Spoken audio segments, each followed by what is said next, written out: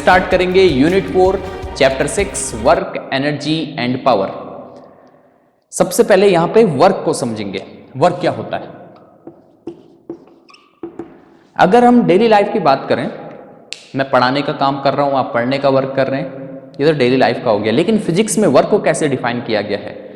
जब किसी बॉडी पे फोर्स लगता है और वो बॉडी डिस्प्लेसमेंट करती है in the direction of force, तो हम कहते हैं वर्क किया जाता है। Work is said to be done when force acts on a body and body displaces in the direction of force. लिखें पहले इसको, चलिए डेफिनेशन लिखते हैं वर्क की।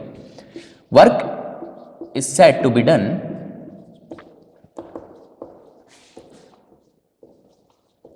if force acts on a body and body displaces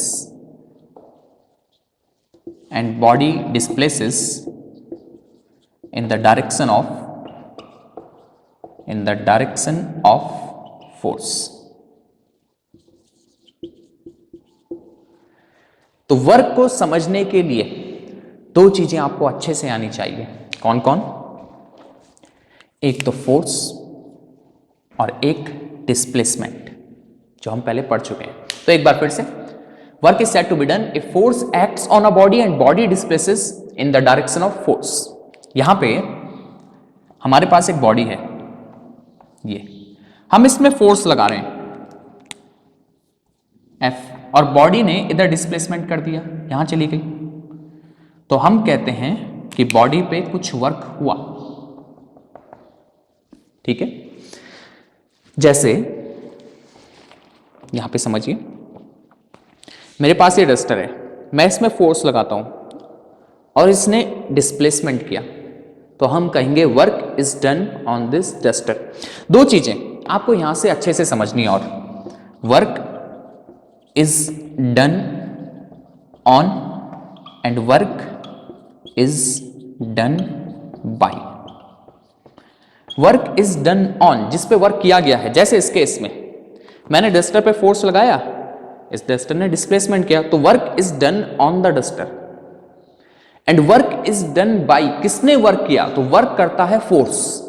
कौन work करता है? ध्यान से समझना, वर्क कौन करता है? फोर्स। ठीक है, अब देखो, मैंने इस पे फोर्स लगाया, डस्टर ने आगे डिस्प्लेसमेंट कर दिया। अब मैंने आपसे क्वेश्चन पूछा, what is the work done on this duster? What is the work done on this duster? ध्यान से सुनना, what is the work done on this duster?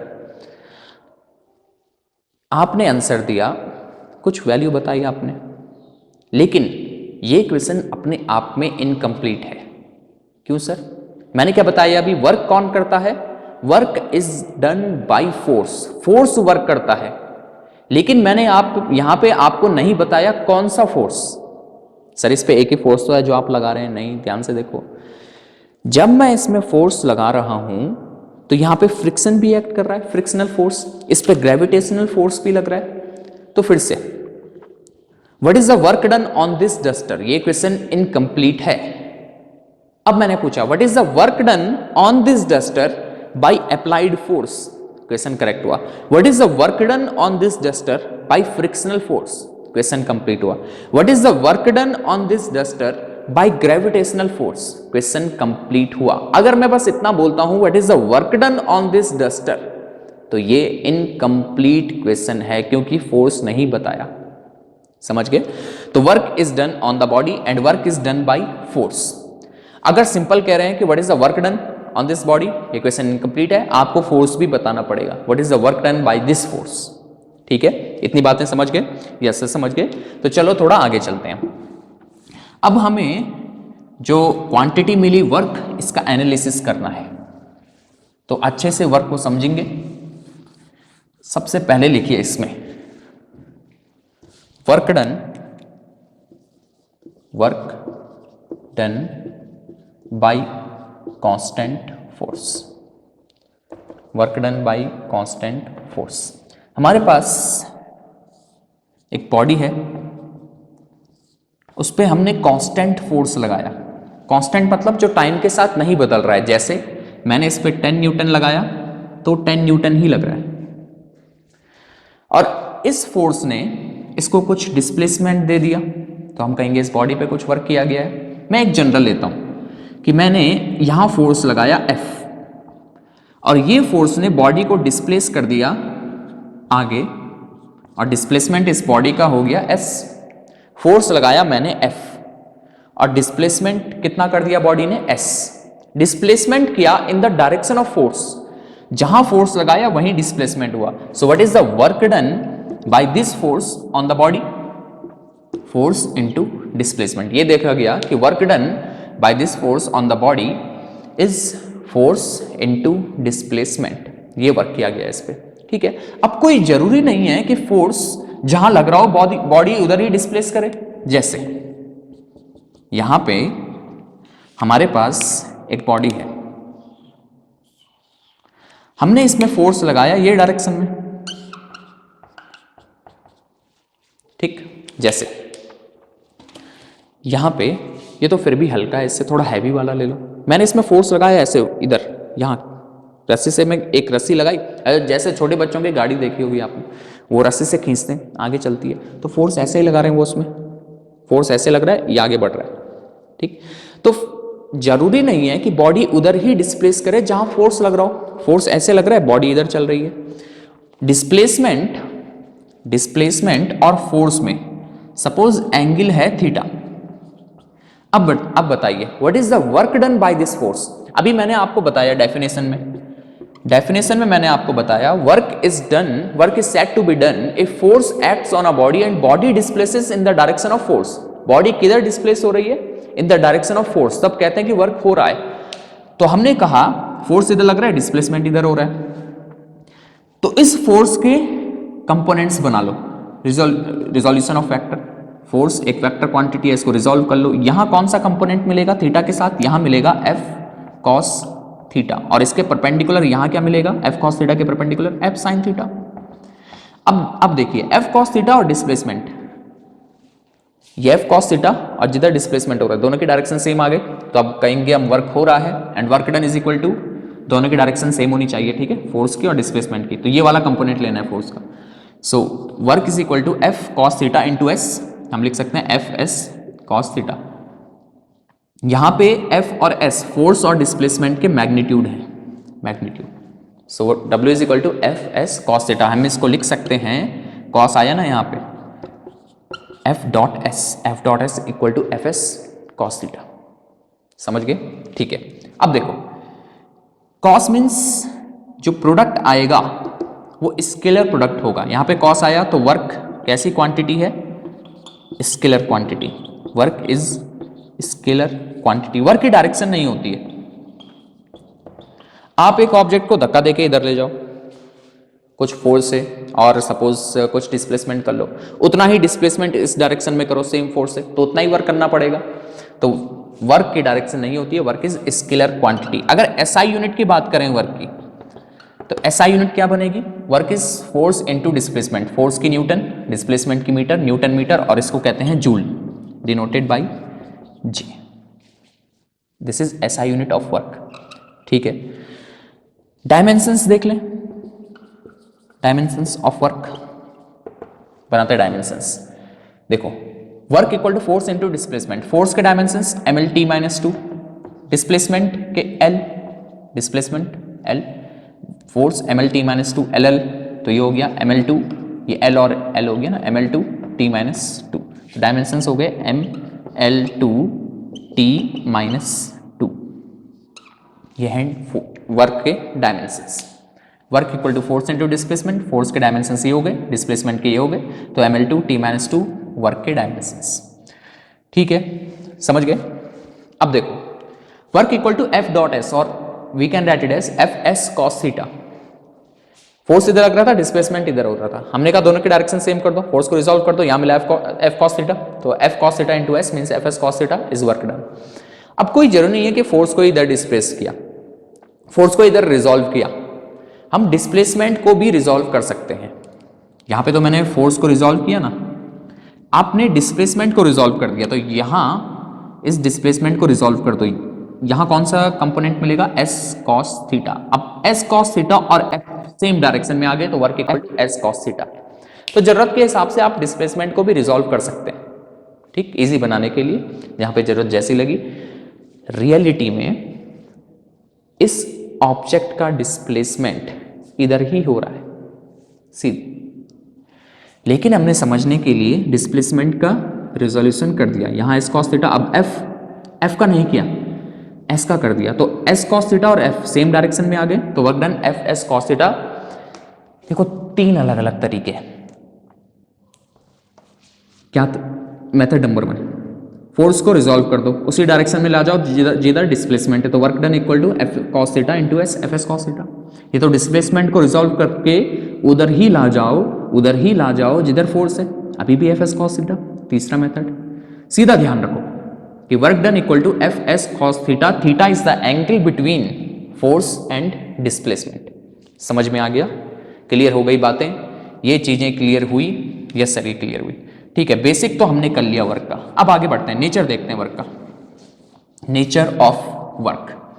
यहां से फिर आपको बातें और समझ में आने लगेंगी। नेचर ऑफ वर्क देखिए, अब nature of work, nature of work. Work कैसी क्वांटिटी है? वर्क है स्केलर क्वांटिटी, डायरेक्शन तो होता नहीं है इसका, लेकिन ये पॉजिटिव नेगेटिव भी हो सकती है। तो लिख लें इसको, work done can be positive, negative और जीरो।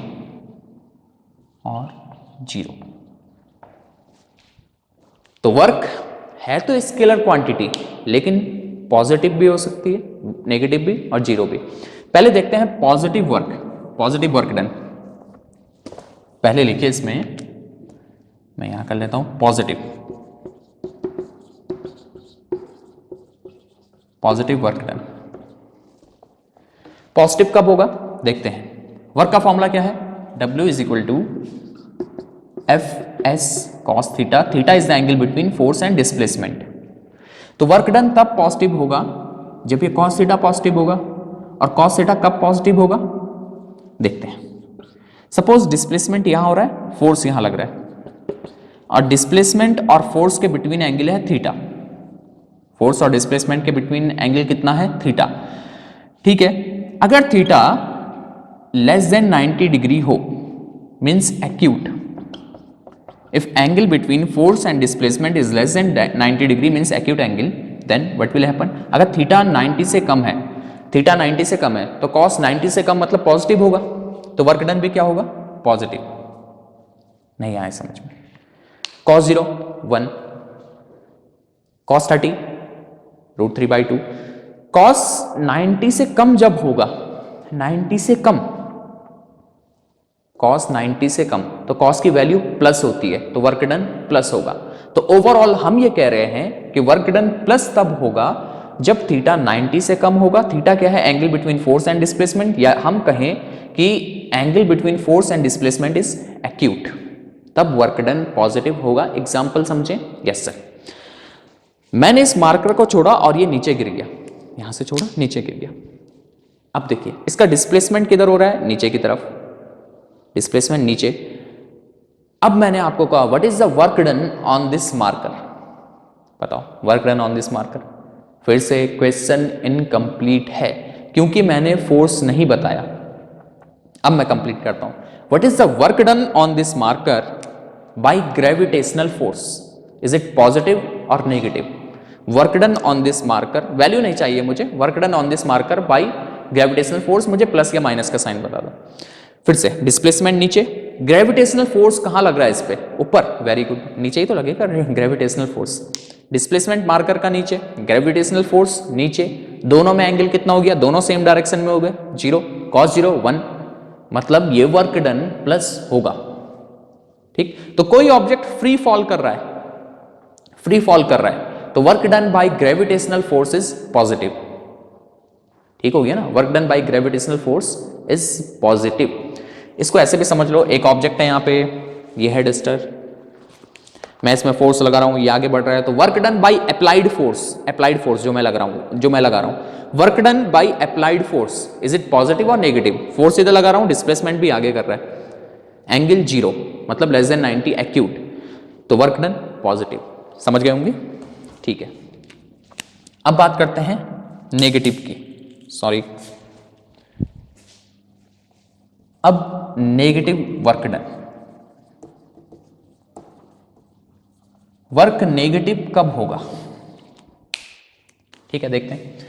यहां से देखो, नेगेटिव तब होगा जब ये नेगेटिव हो जाए, और ये नेगेटिव कब होगा? ये नेगेटिव कब होगा? ये नेगेटिव कब होगा? जब जब जब थीटा क्या होगा? Obtuse. Obtuse means greater than 90 degree. तो लिख लें, नेगेटिव वर्क डन तब होगा जब theta is the angle between force and displacement, ये 90 डिग्री से ज्यादा हो जाए। मीन्स एंगल कैसा हो जाए? Obtuse angle. समझ गए इतना? थीटा 90 से ज्यादा हो तो कॉस थीटा नेगेटिव हो जाएगा, वर्क डन नेगेटिव हो जाएगा। अब समझते हैं, देखो, जैसे मैंने इस पे फोर्स लगाया, इसने आगे डिस्प्लेसमेंट किया, तो work done bye applied force is positive, क्योंकि फोर्स इधर और डिस्प्लेसमेंट भी इधर, तो work done bye applied force is positive. अब मैंने पूछा what is the work done on this duster, what is the work done on this duster by frictional force. Friction तो इधर लगेगा ना, मैं फोर्स इधर लगा रहा हूं, फ्रिक्शन मोशन के अपोजिट लगेगा, फ्रिक्शन लगेगा इधर, डिस्प्लेसमेंट कर रहा है इधर, एंगल कितना हो गया? एंगल कितना हो गया फ्रिक्शन और डिस्प्लेसमेंट में? 180। एंगल हो गया 180, एंगल हो गया 180, cos 180 -1, तो work done minus F S, तो नेगेटिव। ठीक है, work done bye frictional forces negative. अच्छा, दूसरा, मैं इस ऑब्जेक्ट, इस मार्कर को ऊपर लेके जा रहा हूं, so what is the work done on this marker by gravitational force? ये ऊपर जा रहा है, डिस्प्लेसमेंट ऊपर है, डिस्प्लेसमेंट ऊपर है, डिस्प्लेसमेंट ऊपर है, और ग्रेविटेशनल फोर्स लग रहा है नीचे की तरफ। मैं तो ऊपर ले गया ना, डिस्प्लेसमेंट ऊपर, ग्रेविटेशनल फोर्स नीचे की तरफ, angle 180, cos 180 -1, so work done bye gravitational force in this case is negative. इस केस में ग्रेविटेशनल फोर्स का वर्क डन क्या हो जाएगा? नेगेटिव। समझ गए ना? समझ गए, नेगेटिव वर्क डन ये हो गया। ठीक, इसको बना ले तो ये हो गया, डिस्प्लेसमेंट यहां कर रहा है, फोर्स लग रहा है इधर, तो थीटा ग्रेटर देन 90 डिग्री। ठीक है, 90 डिग्री से ज्यादा। अब बात करते हैं जीरो। ये तो जीरो है, ये तो आप समझ जाएंगे। जीरो वर्क डन कब होगा? जीरो वर्क डन तो बहुत सारे इसमें केसेस बन सकते हैं, जब फोर्स ना लग रहा हो, F = 0 हो जाए, डिस्प्लेसमेंट 0 हो जाए, वर्क डन 0। जैसे मैंने कहा भाई वॉल को धक्का दो, वर्क डन बताओ, आप लगे हुए हो दिन भर, वॉल का डिस्प्लेसमेंट हुआ ही नहीं, उसने डिस्प्लेस ही नहीं किया। फोर्स तो आप लगा रहे हैं, लेकिन डिस्प्लेसमेंट वॉल का, दीवार का डिस्प्लेसमेंट 0 है। फोर्स तो लगा रहे हैं, वो आगे नहीं बढ़ी, दीवार का डिस्प्लेसमेंट 0 है, तो वर्क डन 0। या फिर थीटा क्या हो जाए? 90 degree. Theta angle between force and displacement is 90 degree, तो फिर वर्क डन क्या हो जाएगा? 0। जैसे वापस इस पे आते हैं, work done bye applied force positive, work done by friction negative. इस केस में work done bye gravitational force, displacement इधर, ग्रेविटेशनल फोर्स नीचे, सो work done bye gravitational force is 0। Displacement इधर हो रहा है ना, और ग्रेविटेशनल फोर्स लग रहा है नीचे की तरफ, डिस्प्लेसमेंट ग्रेविटेशनल फोर्स नीचे की तरफ, एंगल कितना बना? डिस्प्लेसमेंट ग्रेविटेशनल फोर्स नीचे की तरफ, डिस्प्लेसमेंट ग्रेविटेशनल फोर्स नीचे की तरफ, एंगल बना 90 डिग्री, cos 90 0, तो work done bye gravitational force in this case is 0। ठीक है, केसेस समझ गए? या तो फोर्स 0, डिस्प्लेसमेंट 0, या तो angle between force and displacement 90 degree हो, तो वर्क डन क्या होगा? 0 होगा। या इसके अलावा और केसेस देख लेते हैं। Work done bye centripetal force is also 0। क्यों सर? देखो, एक ऑब्जेक्ट सर्कुलर मोशन कर रहा है ऐसे, सपोज किसी टाइम पे यहां पे पहुंचा, इस पॉइंट पे, तो सेंट्रीपिटल फोर्स लगेगा along the radius towards the center, this is centripetal force towards the center। इसका डिस्प्लेसमेंट का डायरेक्शन कहाँ है? डिस्प्लेसमेंट अगर यहाँ पे ऐसे घूम रही है, अगर डिस्प्लेसमेंट का डायरेक्शन बताना हो तो यहाँ पे एक टेंजेंट बना दो, this is the direction of displacement, जो वेलोसिटी का डायरेक्शन होगा। अब डिस्प्लेसमेंट हमने टेंजेंट से बताया, और force along the radius towards the center, तो एंगल कितना हो गया दोनों के between? 90 degree. W is equal to work done is equal to work done by centripetal force is equal to F S cos 90, दोनों के बिटवीन एंगल 90 हो गया, F S cos 90 is zero, so work done is zero, so work done by centripetal force is zero. Work done by tension, एक case देता हूं मैं आपको, pendulum, मैंने इस पेंडुलम को इक्विलिब्रियम पोजीशन से यहां ले गया, मैंने छोड़ दिया, जब मैंने छोड़ दिया ये यहां आना चाहेगा, तो डिस्प्लेसमेंट जो होगा उसका डिस्प्लेसमेंट वेक्टर ऐसा होगा, ऐसे, और ये जो रस्सी है इस पर टेंशन कहाँ लगेगा, इधर की तरफ, यहाँ से इधर की तरफ। फिर से देखो, यहाँ पे पेंडुलम था इक्विलिब्रियम पोजीशन में, इसको इधर डिस्प्लेस कर दिया, छोड़ दिया, इसका डिस्प्लेसमेंट ऐसे, टेंशन लगेगा ऊपर की तरफ रस्सी पे, टेंशन और डिस्प्लेसमेंट दोनों में कितना एंगल आ गया, 90 degree. So work done by tension, work done by tension, in this case work done by tension is equal to 0 because angle between tension and displacement is 90 degree, cos 90 is 0, so work done by tension in this case is 0। समझ आ गया होगा, basic concept आप समझ गए होंगे force का sorry work का, समझ गए। एक बार फिर से रिवीजन कर लेते हैं। Work is equal to Fs cos theta, where theta is the angle between force and displacement. Work done is a scalar quantity and SI unit is joule denoted by J. Work done can be positive, negative और zero. ठीक है, बातें clear हुई। अच्छा, negative work done का एक और example मैं आपको दे देता हूं। नेगेटिव वर्क डन का देखो, कार मूव कर रही है आगे, हमने कार पे ब्रेक लगाए, तो जो ब्रेकिंग फोर्स है वो किधर के लिए लगता है, ब्रेकिंग फोर्स लग रहा है पीछे की तरफ, तभी तो उसकी स्पीड कम होती है। कार आगे चल रही है, हमने ब्रेक लगाया तो ब्रेकिंग फोर्स लगता है पीछे की तरफ, तो work done by braking force कितना हो गया, ब्रेकिंग फोर्स पीछे की तरफ लग रहा है, डिस्प्लेसमेंट आगे हो रहा है, ब्रेकिंग फोर्स पीछे की तरफ, तो work done by braking force is negative because theta is greater than 90 degree, theta is 180 degree in this case, so work done by braking force is negative. ठीक है, समझ गए। चलो अच्छा, थोड़ा और इसमें एक और चीज मैं आपको समझा दूं। अगर पॉजिटिव वर्क डन की ही बात करें, जब भी वर्क डन पॉजिटिव हो रहा है तो इसका मतलब हम ऑब्जेक्ट को एनर्जी दे रहे हैं, energy is given to the body. जब वर्क डन पॉजिटिव है तो हम एनर्जी किसको दे रहे हैं, बॉडी को। जैसे मैंने इसमें फोर्स लगाया, ये आगे मूव किया, तो इस केस में वर्क डन कैसा है, पॉजिटिव। तो पॉजिटिव वर्क डन का ये वर्क एनर्जी थ्योरम में भी आपको क्लियर होगा, लेकिन अभी थोड़ा सा इसका फील दे देता हूं मैं आपको। मैंने इस पे फोर्स लगाया, इसने आगे डिस्प्लेसमेंट किया, तो मैंने इस पे वर्क डन कैसा हुआ, work done on this duster is positive bye applied force, work done bye applied force is positive in this case. ठीक है, इतना तो समझ गए। ठीक है, अब देखिए, जब पॉजिटिव वर्क डन है, अप्लाइड फोर्स ने पॉजिटिव वर्क डन इस पे किया, तो अप्लाइड फोर्स इसकी एनर्जी क्या कर रहा है, इंक्रीज, एनर्जी दे रहा है इसको, एनर्जी बढ़, अभी तो रेस्ट में है ना, मैंने अप्लाइड फोर्स लगाया, एनर्जी बढ़ गई, तो एनर्जी क्या हुई, इंक्रीज हुई। तो जब पॉजिटिव वर्क डन होता है तो मतलब हम एनर्जी दे रहे हैं बॉडी को।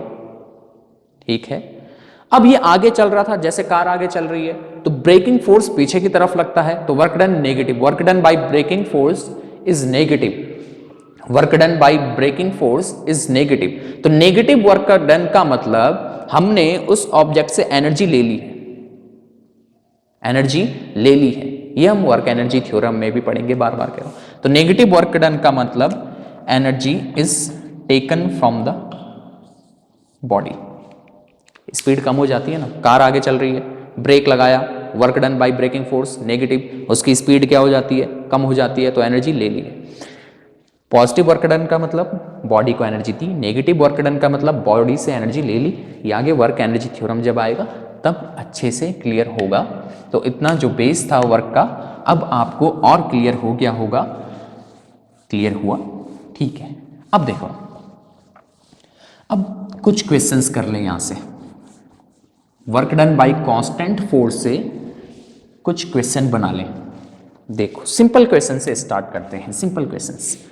यहां पे हमारे पास एक ऑब्जेक्ट है, कुछ भी मास हो इसका, हमने इसमें फोर्स लगाया सपोज 10 न्यूटन और ये डिस्प्लेसमेंट इसने किया 10 मीटर का, सेम डायरेक्शन में, डिस्प्लेसमेंट भी इधर किया, फोर्स भी इधर लगाया। So what is the work done by this force?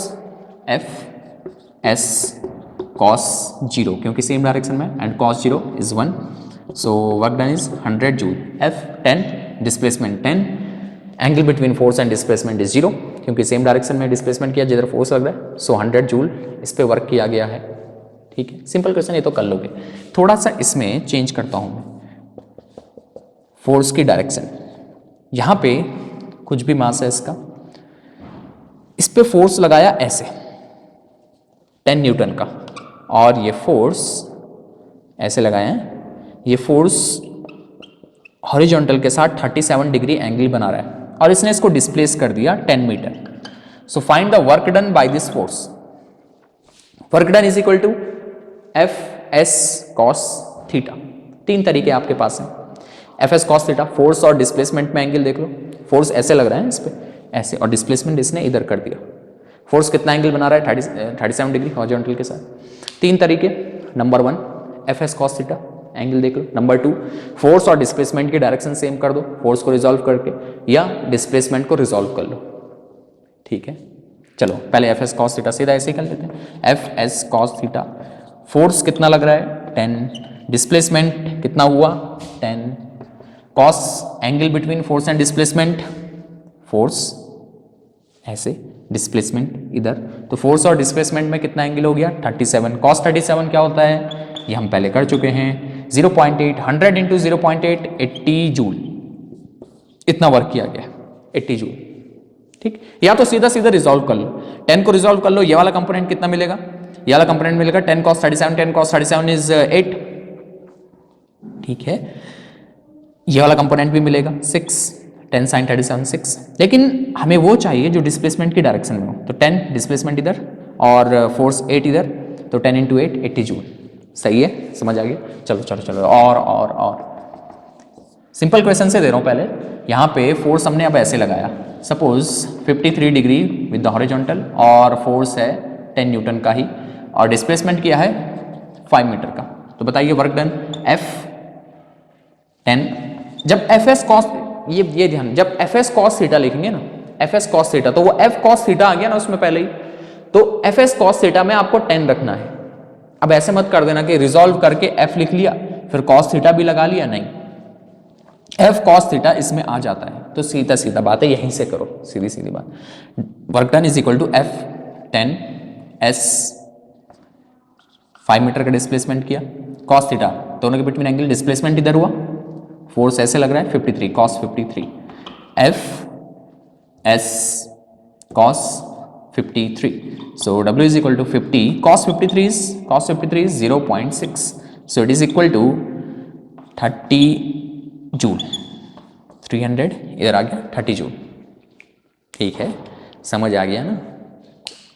देखो F10 S5 cos 53 0.6, 50 into 0.6 30 joule. सही है, समझ आ गया? क्लियर हो गई बात? Yes sir. अब आगे चलें? यस सर, बिल्कुल चलें। ठीक है, अब देखो आपके पास कार्टेशियन फॉर्म में दे रखे हैं फोर्स और डिस्प्लेसमेंट, तो वर्क कैसे निकालें? जैसे क्वेश्चन है आपके पास, suppose force is given by 2I plus 3J plus K, and it displaces, if F equal to, if this force displaces an object, displaces body through, displace करता है एक body को through 2I plus J plus K, find the work done by this force. Find work done by this force. If this force displaces body through this, find work done by this force. कैसे करें इसको Cartesian form में? Simple, as we know that work done by constant force, this is constant force, ये constant force है, time के साथ नहीं बदल रहा है। work done by constant force is F dot S, तो रख लो यहाँ पे सीधा सीधा, इसको उठा के 2I plus 3J plus K dot, इसको रखो 2I plus J plus K, ठीक है, dot product I dot I 1, I dot J 0, I dot के 0, तो आई को आई के साथ, जे को जे के साथ, के को के साथ, तो 2i dot 2i 4, I dot I तो 1 हो गया, 2 2 4, प्लस जे को जे के साथ, 3j डॉट जे 3, के 1, सो 4 3 7 8 जूल। 8 जूल वर्क किया इस फोर्स ने इतना डिस्प्लेस करने में। ठीक, सीधा सीधा देखो, 2 2 4 3 7 1 8, एफ डॉट एस कर दो सीधा, आई को आई के साथ, जे को जे के साथ, क्योंकि i dot J I dot के 0, J dot I J dot के 0। सही है, ठीक है, समझ आ गया। इसको थोड़ा सा चेंज करता हूं, आंसर बताओ। If force, constant force is given by I plus J plus के displaces body through 2i plus j plus 3k. Find the work done by this force. So work done is F dot S again. इसका dot product कर दो, i plus j plus k dot 2i plus j plus k. i को i के साथ, j को j के साथ, k को k के साथ, 2 plus 1 plus 1, यही तो आएगा। सॉरी सॉरी सॉरी, ये 3 था, ये 3 था, ये 3 था, ठीक है। 2 1 3, ये हो गया ना, 2 1 3, सो 6 joule. I dot 2i 2, J dot J 1, के डॉट 3k 3 3 2 1 6। सही है। अच्छा, इसमें थोड़ा सा चेंज करते हैं, इसमें 2 टाइप के और कराता हूं मैं आपको। If force equal to this which displaces, if this force displaces a body from, अब ये थोड़ा चेंज है, अभी थ्रो था, कितना किया, अब from 1 to 1 2 2 3 4, find work done by this force। थोड़ा सा चेंज है इसमें। इसमें क्या करना है, इस पोजीशन से यहां ले गया, तो ये इनिशियल पोजीशन वेक्टर है, S1 वेक्टर इसको लिख लेते हैं, और ये फाइनल पोजीशन वेक्टर है ऑब्जेक्ट का, बॉडी का। Initial position vector, final position vector. इसको कैसे करना है, पहले इनिशियल पोजीशन वेक्टर बना ले, S1 vector. It is equal to i plus 2j plus k। Final position vector S2, it is equal to 2i plus 3j plus 4k। यहां से यहां ले गया ये फोर्स ऑफ बॉडी को, यहां से यहां, ये इनिशियल पोजीशन वेक्टर, ये final position vector. 2i plus 3j plus 4k, i plus 2k, i plus 2j plus k। सही है। तो कितना डिस्प्लेसमेंट किया, displacement s is equal to S2 minus S1, तो s equal to S2 minus S1 कर दो। 2i minus i 3j minus 2j j, 2i minus i 2i, ये S2 minus S1 हो रहा है ना, 2i minus i 3j minus 2j j, 4k minus k 3k। ठीक, फिर से देखो, initial position vector, final position vector. Initial position vector बना लो i plus 2j plus k, final position vector बना लो 2i plus 3j plus 4k। तो displacement vector कितना हो गया, S2 minus S1, 2i minus i 3j minus 2j j, 4k minus k 3k। तो इतना displacement किया, तो work done is equal to F dot S।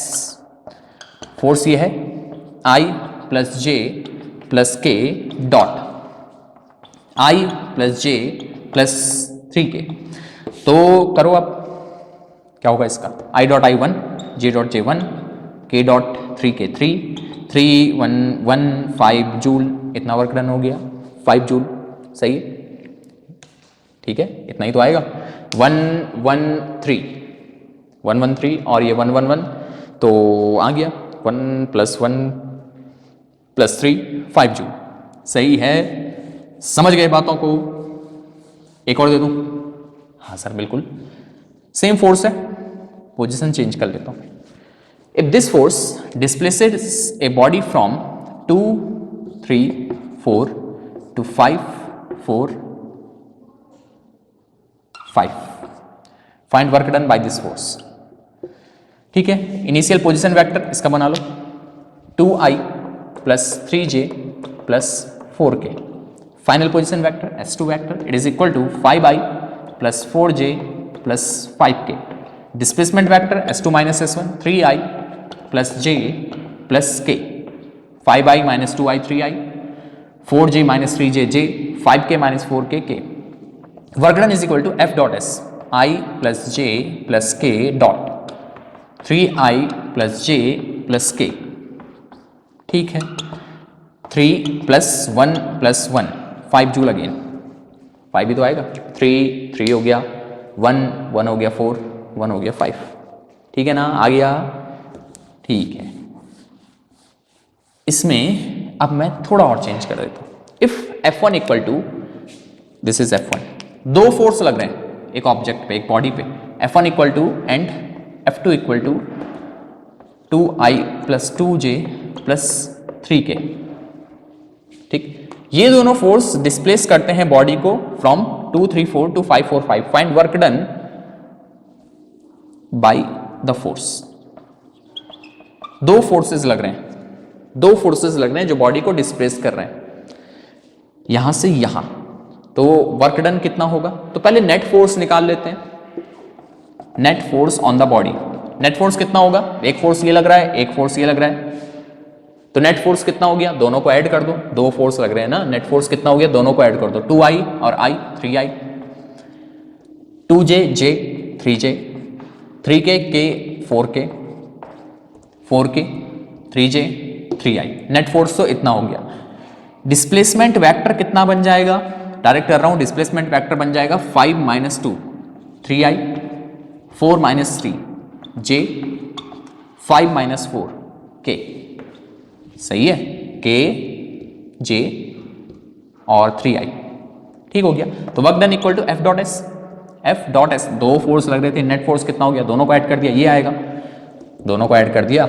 ठीक है, तो work done equal to F dot S, इन दोनों का डॉट प्रोडक्ट कर दो, 3 3 डायरेक्ट कर रहा हूं, 9 3 4 12 16 जूल, 12 प्लस 4 16, 9 3 4 7 और 16 जूल। समझ आ गया? ऐसे करना है। फिर से देखो क्या किया, दो फोर्स लग रहे थे, नेट फोर्स कितना हो गया? दोनों को ऐड करो तो 3i और 3j और 4k। बिल्कुल ठीक, यस सर। और डिस्प्लेस कर रहे हैं यहां से यहां, तो डिस्प्लेसमेंट वेक्टर कितना हो गया? 5 minus 2 3i j and k 3 3 9 3 12 plus 4 16 joule. इतना वर्क किया गया है। समझ आ गया ये भी? Yes sir. अब देखो आगे चलेंगे। अभी तो कांस्टेंट फोर्स की बात कर रहे थे हम, अब रियलिटी में क्या होता है? जरूरी नहीं है कि फोर्स कांस्टेंट रहे। कहने का मतलब क्या है? अब जैसे मेरे पास ये बॉडी है, ये डस्टर है, मैंने यहां पे फोर्स लगाया 5 न्यूटन, थोड़ी देर बाद फोर्स हो गया 6 न्यूटन, फिर हो गया 7 newton, 8 9 10। So what will be the work done by this force? यहां पे आप simple W equal to Fs cos theta नहीं लगा सकते, क्योंकि फोर्स का वैल्यू चेंज हो रहा है, वेरिएबल फोर्स है। यहां पे कैसे करें, कैसे निकालें work done by this force? यही देखने वाले हैं। तो लिखिए work done by variable force. Work done by variable force कैसे? यहां पे हम एक बॉडी को मूव कर रहे हैं, मैंने फोर्स लगाया 5 न्यूटन, मैं देखता हूं कि 1 मीटर बाद सपोज फोर्स हो गया 10 न्यूटन। 1 मीटर डिस्प्लेसमेंट किया बॉडी ने और फोर्स हो गया 10 न्यूटन, फोर्स इंक्रीज हो रहा है। फिर 1 मीटर और डिस्प्लेसमेंट किया और सपोज फोर्स हो गया 20 newton. Now what will be the work done by this force? So W equal to Fs cos theta. लेकिन कौन सा फोर्स रखें? 5 रखें, 10 रखें, 20 रखें? डिस्प्लेसमेंट ठीक है 2 मीटर, लेकिन फोर्स कौन सा रखें? कैसे करना है? और ये रियलिस्टिक सिचुएशन है, रियलिटी में ऐसा ही होता है। बहुत कम केसेस है भाई फोर्स कांस्टेंट रहेगा, ज्यादातर फोर्स बदलता रहता है। कैसे निकालें वर्क डन? 5 रखें, 10 रखें, 20 रखें, डिस्प्लेसमेंट तो 2 मीटर है, ठीक है, लेकिन फोर्स कौन सा रखें? अब ऐसी सिचुएशन में कैसे आपको डील करना है? देखो, बहुत स्मॉल डिस्प्लेसमेंट लीजिए, बहुत छोटा डिस्प्लेसमेंट, जैसे 1 मिलीमीटर का डिस्प्लेसमेंट, स्मॉल डिस्प्लेसमेंट हमने लिया, मैंने तो फिर भी ज्यादा दिखा दिया और कम, स्मॉल डिस्प्लेसमेंट। तो इस बॉडी ने जब स्मॉल डिस्प्लेसमेंट किया तो फोर्स लगभग कांस्टेंट रहा होगा, ठीक है। यहां 5 न्यूटन, यहां तो 10 हो गया, लेकिन बहुत स्मॉल डिस्प्लेसमेंट जब बॉडी ने किया होगा तो फोर्स लगभग कांस्टेंट रहा होगा, बहुत स्मॉल डिस्प्लेसमेंट। तो स्मॉल डिस्प्लेसमेंट देने में, small displacement suppose dx, D लग गया तो स्मॉल आ जाता है वहां पे। स्मॉल डिस्प्लेसमेंट डी एक्स देने में कितना वर्क किया होगा? Small work done in displacing the body by small displacement D x is equal to, देखो फोर्स इधर है, डिस्प्लेसमेंट भी इधर हो रहा है, cos 0 1 हो गया, तो work done equal to F into displacement. तो डिस्प्लेसमेंट डी एक्स का स्मॉल डिस्प्लेसमेंट डी एक्स देने में कितना वर्क किया इस फोर्स ने? डी डब्ल्यू, it is equal to F D x. ये समझ गए? ये स्मॉल वर्क डन है स्मॉल डिस्प्लेसमेंट देने में। फोर्स एफ हमने लिया कि बहुत थोड़े डिस्प्लेसमेंट में फोर्स लगभग कांस्टेंट रहा होगा, यहां से 5 से ये 10 हो गया ना, लेकिन जब छोटा सा डिस्प्लेसमेंट होगा तो फोर्स लगभग कांस्टेंट रहा होगा। पहले 5, फिर धीरे धीरे 6 बना होगा, 7 बना होगा, लेकिन बहुत छोटे डिस्प्लेसमेंट के लिए वो लगभग कांस्टेंट रहा होगा, तो हमने स्मॉल वर्क निकाल लिया।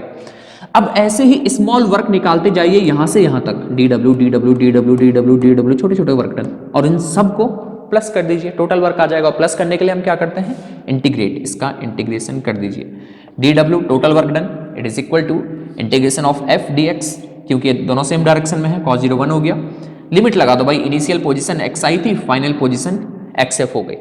यहां से यहां तक इंटीग्रेट करना है, समझ गए? अब इसको ग्राफ वाइज समझते हैं। ग्राफ वाइज यहां पे y एक्सिस में फोर्स ले लीजिए न्यूटन में, और यहां डिस्प्लेसमेंट x मीटर में। ठीक, देखिए फोर्स सपोज ऐसे है, वेरिएबल फोर्स है, चेंज हो रहा है। पहले इतना था फोर्स, फिर धीरे धीरे फोर्स इंक्रीज हुआ इंक्रीज हुआ इंक्रीज हुआ, यहां हो गया, ये डिस्प्लेसमेंट है। डिस्प्लेसमेंट इंक्रीज हो रहा है, फोर्स भी इंक्रीज हो रहा है। तो हमने कहा कैसे निकालें टोटल वर्क डन। ये तो पहले मैंने आपको सिचुएशन समझाई, अब ग्राफ से समझते हैं। तो हमने कहा बहुत छोटा डिस्प्लेसमेंट सेलेक्ट करिए, small displacement dx। Small displacement के लिए इससे भी छोटा, मैंने तो दिखाने के लिए थोड़ा बड़ा बनाया, इससे भी छोटा डिस्प्लेसमेंट। स्मॉल डिस्प्लेसमेंट जब ये बॉडी कर रही है तो फोर्स लगभग कांस्टेंट है, इससे और छोटा ले लेते हैं, यहां ये स्मॉल डिस्प्लेसमेंट जब ये बॉडी कर रही है तो फोर्स लगभग कांस्टेंट है। देखिए ज्यादा चेंज नहीं हो रहा है, फोर्स में ज्यादा चेंज नहीं आ रहा है। ठीक, यहां से यहां तक तो काफी ज्यादा चेंज हो गया, लेकिन स्मॉल डिस्प्लेसमेंट तो फोर्स ज्यादा चेंज नहीं हो रहा है, बस इतना ही चेंज हुआ है यहां से यहां तक, समझ रहे हैं? ये स्मॉल चेंज हुआ फोर्स में। ठीक है, अब देखिए तो स्मॉल डिस्प्लेसमेंट देने में हमने कितना वर्क किया? एफ डी एक्स, फोर्स और डिस्प्लेसमेंट सेम डायरेक्शन में, यही चीज हम ग्राफ वाइज समझ रहे हैं। ठीक है, पहले फोर्स ये था, फाइनली जब वो वहां पहुंचा फोर्स इतना हो गया, तो हमने कहा स्मॉल डिस्प्लेसमेंट देखो तो फोर्स में ज्यादा चेंज नहीं आया, तो small work done by displacing the object, तो small displacement D x D W equal to F D X. सही है, इतना समझ गए? ठीक है, सपोज हमें उसको लेके जाना है इनिशियल पोजिशन एक्स आई से फाइनल पोजिशन एक्स एफ तक, तो कितना वर्क करना पड़ेगा? ऐसे छोटे छोटे ये जो स्ट्रिप्स आ रही हैं इनको ऐड कर दो, ये स्ट्रिप प्लस ये स्ट्रिप प्लस ये स्ट्रिप प्लस ये स्ट्रिप प्लस ये स्ट्रिप। अगर आप ध्यान से देखो, सपोज यहां पे फोर्स F है, ठीक, यहां पे फोर्स F है, तो ये F dx, ये F dx इस रेक्टेंगुलर स्ट्रिप का एरिया है। dx तो ये हो गया ना इसकी ब्रेड्थ, ये जो स्ट्रिप ली हमने dx इसकी ब्रेड्थ हो गई और F लेंथ हो गई, तो F dx क्या है? इस रेक्टेंगुलर स्ट्रिप का एरिया, रेक्टेंगुलर स्ट्रिप का एरिया, और ये क्या है? Small work done. फिर से देखो इसका एरिया कितना है? एफ डी एक्स, और ये क्या है? Small work done by displacing the object through small displacement D x.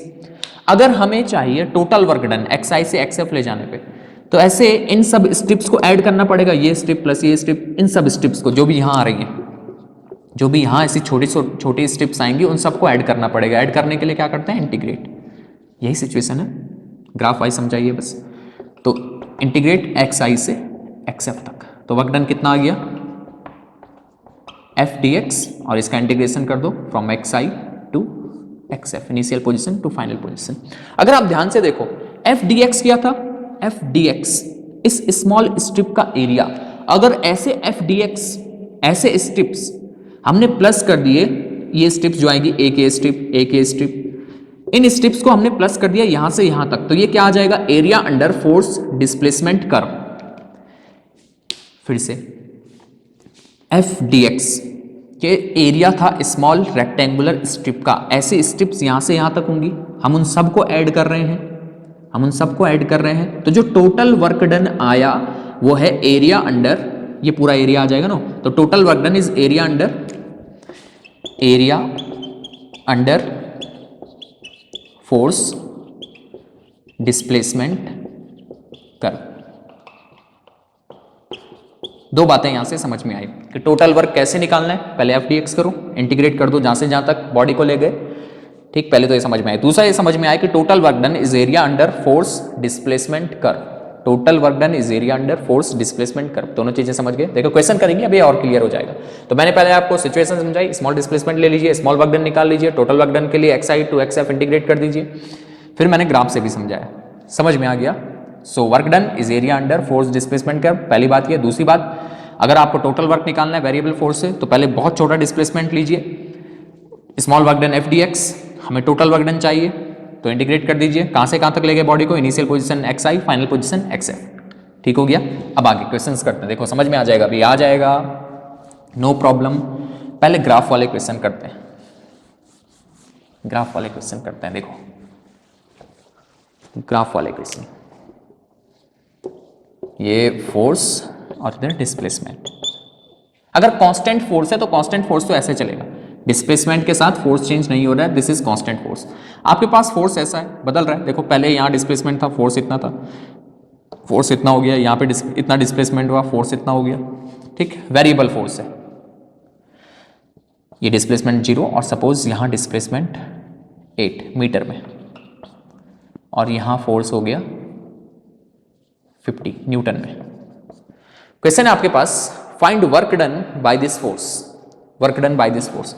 तो अभी हमने पढ़ा work done is equal to area under force displacement curve, ये एरिया निकाल लो, वर्क डन आ जाएगा, work done by this force, ये एरिया निकाल लो। तो work done is equal to area under this curve, और ये क्या बन रहा है, ट्राइंगल, तो इसका एरिया क्या होगा, half into base into height. Half into base कितना है 8, हाइट कितनी है 50, तो कितना हो गया, हाइट 50 है ना, बेस 8 है ना, 200 जूल। क्वेश्चन था आपके पास, क्वेश्चन क्या है, find work done by this force in displacing the object from 0 to 8 metre. 0 से 8 मीटर ले जाने में इस फोर्स ने कितना वर्क किया। तो work done is area under force displacement कर, हाफ इन, ये ट्राइंगल बन रहा था, half into base into height, base is 8, height is 50, 200 joule. समझ में आया। ठीक है, फिर से क्वेश्चन देखते हैं, एक और क्वेश्चन ग्राफ वाले ही देख रहे हैं, फिर आगे बढ़ेंगे। यहाँ पे हमारे पास ग्राफ कुछ ऐसा है, ये यहाँ डिस्प्लेसमेंट मीटर में एक्स एक्सिस में, और वाई एक्सिस में फोर्स न्यूटन में। Suppose this is 1, this is 2, this is 3, this is 4 metre displacement. अच्छा, यहाँ पे ये है 20 न्यूटन, और ये ऐसे भी है, ये है हमारे पास -20 न्यूटन में है फोर्स। क्वेश्चन है आपके पास, find work done by this force मतलब जो भी यहां दिया हुआ है, फ्रॉम इन डिस्प्लेसिंग ऑब्जेक्ट,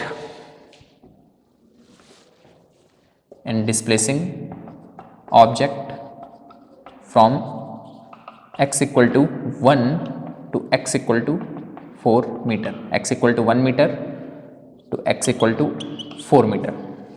ठीक, निकाल।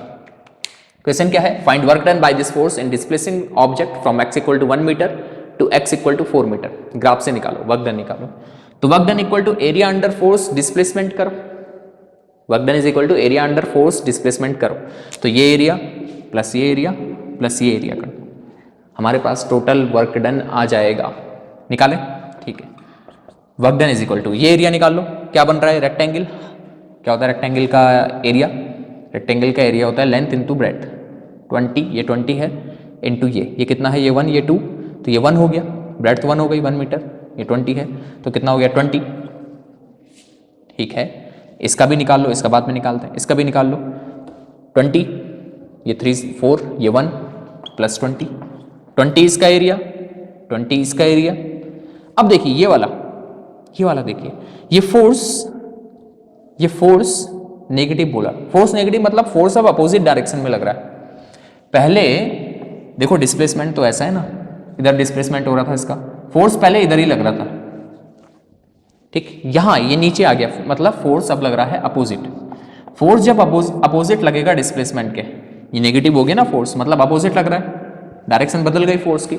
अगर फोर्स नेगेटिव हो गया तो इसका मतलब फोर्स की डायरेक्शन पहले से अपोजिट हो गई, तो फोर्स इधर लग रहा है, डिस्प्लेसमेंट अभी भी इधर ही हो रहा है। तो फोर्स और डिस्प्लेसमेंट में एंगल कितना आ गया 180, और cos 180 -1, cos 180 क्या होता है -1। तो ये वाला एरिया आपको माइनस करना है क्योंकि वर्क डन नेगेटिव हो गया। cos 180 -1, W = FS cos theta, theta कितना हो गया 180, cos 180 -1, ये नेगेटिव वर्क डन है, ठीक है। क्यों है सर, एक बार फिर से देखो, फोर्स नेगेटिव हो गया मतलब फोर्स की डायरेक्शन बदल गई। अब फोर्स और डिस्प्लेसमेंट एंगल 180 आ गया, एंगल 180 cos 180 -1, तो work done is negative.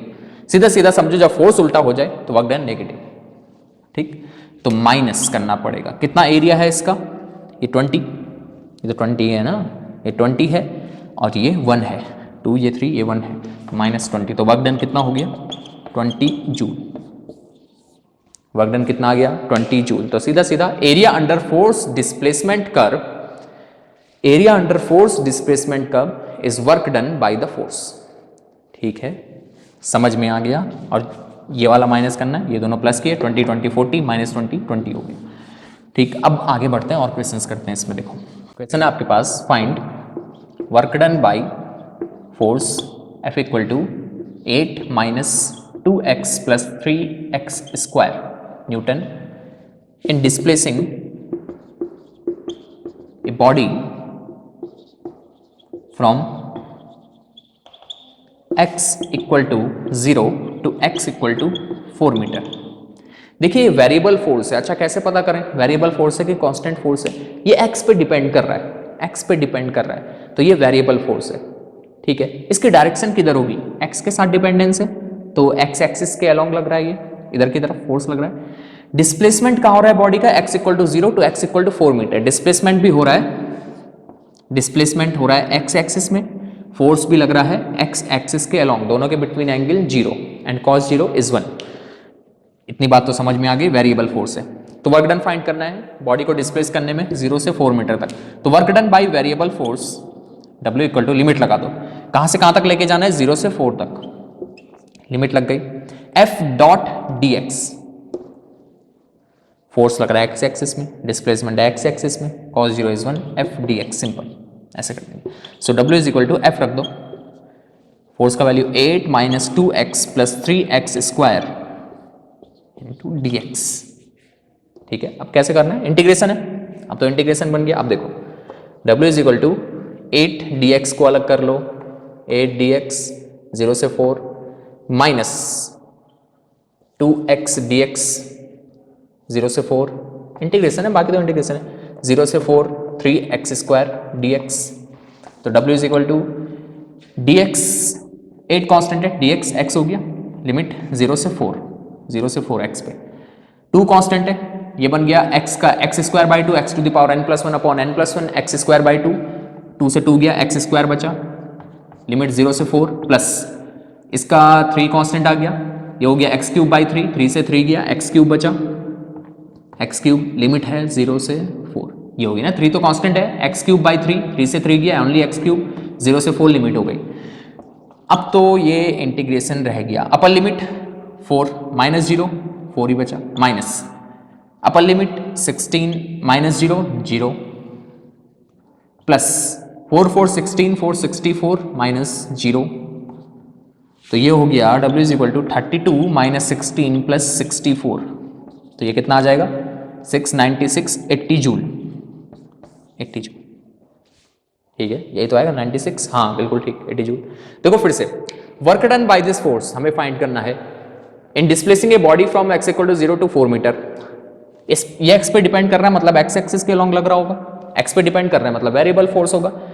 Displace हो रहा है 0 से 4 तक x एक्सिस में, angle between force and displacement 0, cos 0 = 1, तो लिमिट लगा दो 0 से 4 तक लेके जाना है, F.dx F रखा dx, ठीक है, अलग अलग कर लिया, 8 dx 2x dx, अभी इंटीग्रेशन है ना, इंटीग्रेशन की प्रैक्टिस करनी पड़ेगी, और 3x² dx, ये 8 का 8 हो गया, इसका बन गया x dx का, और 0 से 4 तक फिर यहाँ पे x² 2, 2 से 2 गया x², 0 से 4 x³ 3, 3 से 3 गया ओनली x³, यहाँ पे कर लो ये अपर लिमिट 4 x के प्लेस पे 4 माइनस 0 तो 4 बचा। ये अपर लिमिट 16 माइनस 0 स्क्वायर 0 ही होता है 16 बचा। 4 को यहाँ रखो 4 4 16 64 माइनस 0 0 ही बचा। 32 96 माइनस 16 80 जूल। समझ में आ गया? एक सिंपल वाला दे देता हूँ फिर समझ में आ जाएगा। देखो चलो सपोज 4 से आपके पास 2x square newton. Find displacing the object from x equal to 0 to 2 metre कर देते हैं, 0 से 2 मीटर तक करें इसको। करें। फिर से x पे डिपेंड कर रहा है, वेरिएबल फोर्स है, x आया अलोंग x एक्सिस, डिस्प्लेसमेंट भी करना है अलोंग x एक्सिस, तो सीधा w is equal to limit लगा दो 0 से 2 तक। f dx cos 0 ही आएगा, cos 0 इज 1, f कितना है 2x स्क्वायर dx, ठीक 2 कांस्टेंट है बाहर आ गया। x स्क्वायर का x क्यूब बाई 3 लिमिट 0 से 2, 3 तो कांस्टेंट है, इसको भी यहां बाहर लिख लेते हैं, लिमिट बस x पे लगेगी, ठीक है ना। ये है 2 तो 2 है, x स्क्वायर का x क्यूब बाई 3 नीचे आ गया, x क्यूब लिमिट 0 से 2 तक, लिमिट रख लो तो work done is equal to 2 by 3 upper limit 2 to 4 to 8 minus 0, 2 to 4 to 8 minus 0, तो ये आ गया 16 बाई 3 जूल, 16 बाई 3 जूल। समझ में आ गया? एक और करें? यस सर एक और करें। देखो फिर एक और कर लेते हैं। यहां पे अब आपके पास फोर्स है 3x square. Find work done in displacing a body from x equal to 1 metre to x equal to 3 metre. फिर से x पे dependence, variable force x axis के अलोंग, डिस्प्लेसमेंट भी x एक्सिस के along, work done is equal to 1 से 3 तक f 3x square dx f dx, ठीक है जी रख लो। 3 कांस्टेंट, x क्यूब बाई 3 बनेगा, 3 इधर आ जाएगा, x क्यूब बचेगा, 1 से 3, 3 से 3 गया, w is equal to upper limit 3 3 9 3 27 minus lower limit 1 cube 1, तो work done is equal to 27 minus 1 means 26 joule. इतना वर्क किया। 3x स्क्वायर का इंटीग्रेशन, 3 कांस्टेंट, x स्क्वायर का x क्यूब बाई 3, 3 से 3 गया, only x cube upper limit 3 3 9 3 27 minus lower limit 1 cube 1 27 minus 1 26 joule. इतनी बात समझ में आती है? यस सर समझ में आ गई। अब आगे बढ़ेंगे, थोड़ा सा इसमें चेंज लाएंगे इस क्वेश्चन में, और अब क्वेश्चन है आपके पास question find work done by force. अब थोड़ा सा फोर्स को मैं चेंज कर रहा हूं, ठीक है। देखो अब फोर्स कैसे देते हैं, x I plus Y j in displacing body from 1 to 2 3 4। इसको कैसे करें, इसको कैसे किया जाए? देखो ध्यान से देखो, वेरिएबल फोर्स है, कैसे पता? एक्स और वाई पे डिपेंड कर रहा है, 2 डायमेंशन में फोर्स है। इससे पहले जो फोर्स है वो 1 डायमेंशन में थे अलोंग एक्स एक्सिस, उन पे एक्स आ रहा था बस। ये 2 डायमेंशन में फोर्स है, एक्स और वाई पे डिपेंडेंस है, तो वेरिएबल भी फोर्स है। इसको डिस्प्लेस करना है बॉडी को फ्रॉम 1 to 3 4, कितना वर्क करेगा ये फोर्स? तो हम जानते हैं work done by variable force is equal to limit x i to x f D x. लेकिन ये फोर्स 2 डायमेंशन में है, 2 डायमेंशन में है तो क्या करें, कैसे करें? ये तो हमने 1 डायमेंशन के लिए लिख लिया कि भाई एक्स एक्सिस में मूव कर रहा हो तो ये लिखो। 2 डायमेंशन में है तो क्या करना है, ध्यान से देखना भाई, ध्यान से देखना, अच्छे से देखना। देखो यहां पे फोर्स है हमारे पास एक्स आई प्लस वाई जे, ये फोर्स है हमारे पास ये देखिए 1 2 से 3 4 तक इसको लेके जाना है। तो हमने कहा डिस्प्लेसमेंट वेक्टर ds, यहां पे तो डिस्प्लेसमेंट जो था वो dx था, क्योंकि x एक्सिस में ही डिस्प्लेसमेंट कर रहा था, लेकिन यहाँ डिस्प्लेसमेंट 2 डायमेंशन में वो कर रहा है, तो हमें डिस्प्लेसमेंट वेक्टर लेना है, small displacement ds, it is equal to small displacement along x axis dxi, small displacement in y axis dy, y axis के अलोंग है तो j लगा दिया, small displacement in x axis dx, small displacement in y axis dy, ये हमारा small displacement आ गया। तो work done is equal to limit, limit है 1 2 से 3 4 तक लेके जाना है, ठीक। एफ फोर्स और यहां पे आ जाएगा हमारे पास dot ds, F dot ds। यहां पे ये एफ डॉट dx होता है, ठीक है ना, एफ डॉट dx। लेकिन क्योंकि जो हम इससे पहले केसेस कर रहे थे फोर्स और डिस्प्लेसमेंट की डायरेक्शन एक ही थी, एक्स एक्सिस, तो एफ dx cos 0 1 हो गया था, वो तो समझ में आ गया ना। लेकिन यहां पे 2 डायमेंशन में है फोर्स, तो एफ डॉट ds करना है, ठीक है, समझ गए। अब देखो यहां पे क्या करना है आपको, फोर्स और डिस्प्लेसमेंट को यहां रख लो, तो work done is equal to 1 2 से 3 4, लिमिट कैसे रखनी है वो भी समझाता हूँ। एफ डॉट ds, एफ को रख लो एक्स आई plus Y J dot D x आई प्लस डी वाई जे। समझ में आ गया हो गया क्या करना है, ये सर आ गया। I dot I 1, I dot I 1, I dot J 0, तो आई को आई के साथ, जे को जे के साथ, so work done is equal to ये हो जाएगा एक्स डी एक्स, लिमिट 1 2 2 3 4, देखो एक्स डी एक्स और ये आ जाएगा plus y d y, plus y d y, अलग अलग कर लो। एक्स डी एक्स एक्स वाले रख दो, एक्स में लेके जाना है 1 से 3 तक, प्लस वाई डी वाई को अलग कर लो, वाई में लेके जाना है 2 से 4 तक, 2 से 4, ठीक है। अब x का कर लो integration, X square by 2, X square by 2, limit 1 2 3, y का कर लो वाई स्क्वायर बाई 2, 2 से 4, so work done is equal to upper limit 3 3 9, 1 by 2 तो बाहर ले लेते हैं, 1 बाई 2 इसका बाहर ले लेते हैं, 3 3 9 minus 1, upper limit 9 minus 1 square 1, plus 1 by 2 बाहर ले लेते हैं, अपर लिमिट 4 4 16 माइनस 2 2 4, यही तो आएगा।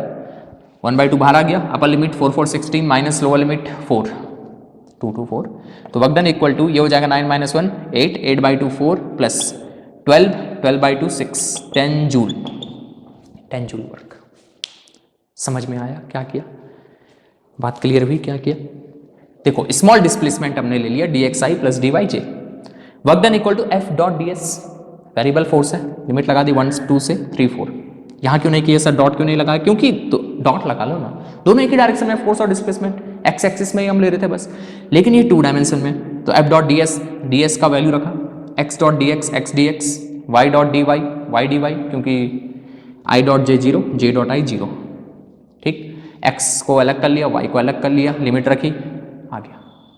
समझ में आया, क्लियर हुई बात। एक्स स्क्वायर बाई 2 हो जाएगा वाई स्क्वायर बाई 2, 1 बाई 2 बाहर ले लिया, 3 3 9 minus 1 8, 8 by 2 plus y square by 2, 1 by 2 4 4 16 minus 4, 12 by 2 12 by 2 6, 8 by 2 4, 6 plus 4 10 joule, ठीक है। अच्छा इसको डायरेक्ट कैसे करना है, एक्स एक्सिस में तो वर्क डन इतना, work done work scalar quantity है, तो एक्स एक्सिस में इतना वर्क, प्लस वाई एक्सिस में y i to y f, f d y, ठीक है। ऐसे कर लो, इसका एक्स कंपोनेंट यहाँ वाई कंपोनेंट, देखो डायरेक्ट रख सकते हैं। यहाँ पे क्या करना है, देखो डायरेक्ट कैसे करना है, डायरेक्ट कैसे करना है, एक्स का फोर्स का एक्स कंपोनेंट एक्स, ठीक, डी एक्स, लिमिट क्या है 1 से 3, plus y component y d y, limit क्या है 2 से 4, बन गया ना वही सीधा यहाँ, यहाँ क्यों इधर बन गया ये वाला, ठीक है। एक्स कंपोनेंट रखो डी एक्स 1 से 3, वाई कंपोनेंट रखो डी वाई 2 से 4, सीधा यहाँ पहुँच गए। वरना कि या तो ऐसे चले तो ऐसे, एफ डॉट डी एस ये है, डॉट प्रोडक्ट कर दो x d x plus y d y, और 1 2 से 3 4, 1 एक्स को अलग कर लिया, वाई को अलग कर लिया। समझ में आया। अब देखो क्वेश्चन करते हैं, और क्वेश्चन करते हैं, इसमें इसको हटाते हैं यहाँ से। क्वेश्चन है आपके पास, find work done by F equal to 2x plus 2x I cap plus 2y J cap newton in displacing body from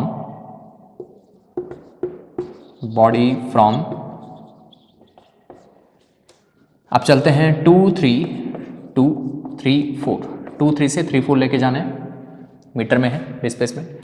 तो वर्क डन फाइंड करिए, ये फोर्स ने कितना वर्क किया। पहले डायरेक्ट मेथड से करें, यस सर। तो work done is equal to x वाला लिख लो 2x dx, कहाँ से कहाँ तक x में, 2 से 3 तक, 2 to 3 प्लस y वाला लिख लो 2y dy, कहाँ से कहाँ तक, 3 से 4 तक। ठीक, कर लो इसको। 2 कांस्टेंट x का x स्क्वायर बाई 2, 2 से 2 गया, x स्क्वायर बचा, लिमिट 2 से 3 plus 2 constant y square by 2, 2 से 2 गया, only y square, limit 3 to 4, upper limit 3 3 9, 9 minus 4 5 plus upper limit 4 4 16 minus 9, 16 minus 9 7, 12 joule. सही है क्या, एक बार फिर से देख लें। 3 3 9, 9 माइनस 4 5, ठीक, 4 4 16, 16 minus lower limit 9, 16 minus 7, 7 plus 5, 12 joule, बिल्कुल ठीक। अब देखते हैं करते कैसे हैं। तो 4 से हमारे पास 2xi प्लस 2yj, डिस्प्लेसमेंट हमने ले लिया, क्या ले लिया, dxi प्लस dyj।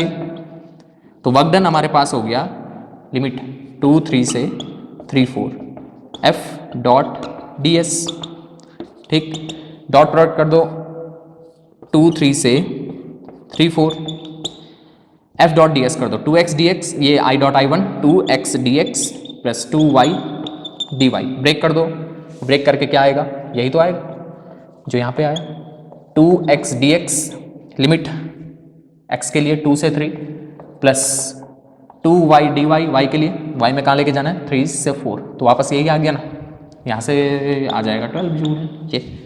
तो ऐसे अलग अलग कर लो सीधा, अगर आपको डायरेक्ट करना है x को अलग y को अलग, x component 2x dx, y component 2y।